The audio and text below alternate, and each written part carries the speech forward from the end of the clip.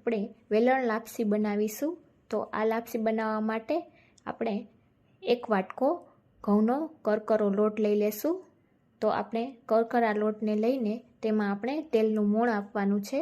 તો તેને આપણે તેલનું બરોબર મોણ આપી દઈશું અને મોણ અપાઈ ગયા બાદ આપણે તે જ માપથી 1 વાટકો આપણે પાણી લઈ લેશું અને તેને ગરમ કરવા દઈશું। ત્યારબાદ તેમાં અડધો વાટકો ગોળ ઉમેરી દઈશું અને તેને બરાબર ચલાવીને જ્યાં સુધી આંધણ આવે ત્યાં સુધી આપણે તેને ઉકાળી લઈ ત્યારબાદ તેમાં લોટને ઉમેરી દઈશું। આ રીતે ફેલાવીને તેમાં 8 હોલ કરી દઈશું અને ત્યારબાદ તેને લાપસીને ધીમા તાપે ચડવા દઈશું અને ખોલીને આપણે તેમાં 2 ચમચી ઘી 3 વખત ઉમેરી અને બરાબર મિક્સ કરી લેશું।